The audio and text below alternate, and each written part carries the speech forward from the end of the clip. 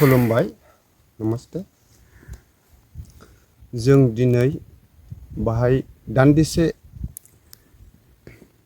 TMC पार्टीनिफ्राय Mamita Banerjee दैदेननायनिफ्राय जोङो मोगा-मोगि जिरायनाय प्रग्राम लादों।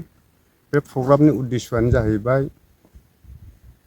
जोङो चिरां डिस्ट्रिक्ट हिसाबै फैगौ 2026 एमएलए इलेक्शननि सोमोन्दैयै गोख्रोङै जोङो दान्दिसे जिरायनाय जादों। बे जिरायनायावनो नोंथांमोनहा जोंखौ मोगा-मोगि लोगो हमनानै जोंनिफ्राय सोंनाय फिननाय लादों। जोंनि टीएमसी पार्टीनिफ्राय जोबोद गोजोननाय साबायखर मिडिया बिथांमोनसिम बावहरग्रोनाय थाबाय। दा जोङो चिरां डिस्ट्रिक्ट हिसाबै फैगौ एमएलए इलेक्शन बिसायख'थिनि सोमोन्दैयै जोङो पेरेन्ट्स बडिखौ थिग खालामनानै लाजोबबाय। बेनिफ्राय वमेन सेलनि जिथु कमिटि बेखौबो जों बानायनानै लाजोबबाय। डिस्ट्रिक्ट हिसाबै इउथ जिथु कमिटि बेखौबो जों बानायनानै लाजोबबाय। दिनै जों बेखौल' थांखि लानानै आरो एसे उनाव जों ब्लकखौ समस्ति दानानै होफुंनाय जागोन होननानै थिरांथा थांखि लानाय जाबाय।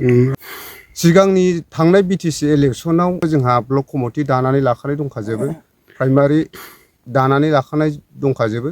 जों बेखौ रिसामोलल' होफिननाय थांखि लादों। फैगोन इलेक्शनाव नोंथांमोना दा सावरायदों जिहेतु रेडि जानायनि आरो माखासे केन्डिडेट होनायनि दा टीएमसी हिसाबै नोंथांमोना फैगोन इलेक्शनाव बबे मथ'खौ लानानै नोंथांमोना रायजो राजाफोरनि गेजेराव ओंखारगोन? बे मुहुर्त समाव फैगौ 2026 एमएलए इलेक्शननि समाव जोंहा जितु ममिता बेनार्जीनि दैदेननाय आदर्श नेमखान्थि बेखौ जोङो आसामाव लाबोनानै आरो बिटिसिआवबो लाबोनानै जोङो बेनि नेमखान्थिखौ गोसारहोनो नागिरदों आरो फैगौ एमएलए इलेक्शनावनो बे थांखिखौ गोसारहोनो थाखाय जों रोखायै खामानि मावनो गसंनाय जाबाय। दा भारतबर्षआव बयहाबो नागरिक हिसाबै अधिकार दं।